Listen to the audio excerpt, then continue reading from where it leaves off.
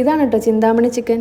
നിങ്ങൾക്ക് പലർക്കും അറിയായിരിക്കും, പലരും കഴിച്ചിട്ടൊക്കെ ഉണ്ടാവും. ഇതിൽ മസാലകളൊന്നും തന്നെ ഉപയോഗിക്കാറില്ല, വളരെ കുറച്ച് ഇൻഗ്രീഡിയൻസ് വെച്ചിട്ടാണ് നമ്മളിത് ഉണ്ടാക്കാറ്. ഇതിൽ നമ്മൾ എക്സ്ട്രാ ഒരു ഇൻഗ്രീഡിയൻ്റ് ഒക്കെ ആഡ് ചെയ്ത് നമ്മളുടെ സ്റ്റൈലിലൊന്ന് വെച്ച് നോക്കിയതാ, എങ്ങനെയുണ്ടെന്ന് നോക്കാം. പാനിലേക്ക് വെളിച്ചെണ്ണ ഒഴിച്ചു കൊടുത്തിട്ട് ഇതിൻ്റെ മെയിൻ ഇൻഗ്രീഡിയൻ്റ് ആയിട്ടുള്ള ചെറിയുള്ളി ഇട്ട് കൊടുക്കുന്നുണ്ട്. വറ്റൽമുളകും കറിവേപ്പിലയും കൂടെ നമ്മൾ കുറച്ച് തേങ്ങാക്കൊത്തും കൂടി ഇടുന്നുണ്ട്. സാധാരണ ചിന്താമണി ചിക്കനിൽ തേങ്ങാക്കൊത്ത് ഇടാറില്ല. നമുക്കിത് ഇട്ട് നോക്കിയിട്ട് എങ്ങനെയുണ്ടെന്ന് നോക്കാം. ആവശ്യത്തിനുള്ള ഉപ്പും കൂടി ഇട്ട് കൊടുത്ത് ഇതൊന്ന് നന്നായി വഴറ്റിയെടുക്കണം. അതിനുശേഷമാണ് നമ്മൾ ഇതിലേക്ക് ചിക്കൻ ഇട്ട് കൊടുക്കുന്നത്. ഈ ഒരു പാകമാകുമ്പോൾ നമുക്കിനി ഇതിലേക്ക് ചിക്കൻ ഇട്ട് കൊടുക്കാം. അതിൻ്റെ കൂടെ തന്നെ കുറച്ച് മഞ്ഞൾപ്പൊടിയും ചിക്കന് വേണ്ടത്ര ഉപ്പും കൂടി ഇട്ട് ഇത് ഈ എണ്ണയിൽ തന്നെ ഇട്ട് നന്നായി ഒന്ന് വഴറ്റിയെടുക്കണം. ചിക്കനിൽ നിന്ന് വെള്ളമൊക്കെ ഇറങ്ങി വരുന്നുണ്ട്. ഇനി നമുക്കിതൊന്ന് അടച്ച് വെച്ച് കൊടുക്കാം. ഇതാ ഇത്രയേ ഉള്ളൂ, സംഭവം സെറ്റ്. ചിക്കൻ ഒന്ന് വെന്ത് കിട്ടേണ്ട താമസം മാത്രമേ ഉള്ളൂ. ഇതൊരു മസ്റ്റ് ട്രൈ ഐറ്റമാണ് കേട്ടോ. ഒരിക്കലെങ്കിലും ഇതൊന്ന് ഉണ്ടാക്കി നോക്കണം. നമുക്ക് എന്തായാലും ഇത് ഇഷ്ടപ്പെടും. ഇതിൽ തേങ്ങാക്കൊത്തിൻ്റെ ടേസ്റ്റ് പറയാതിരിക്കാൻ പറ്റില്ല, അത്രയ്ക്ക് സൂപ്പറായിരുന്നു. എനിക്ക് തോന്നുന്നു ചിക്കനേക്കാളും ടേസ്റ്റ് തേങ്ങാക്കൊത്തിനുണ്ടെന്ന് വരെ തോന്നിപ്പോയി.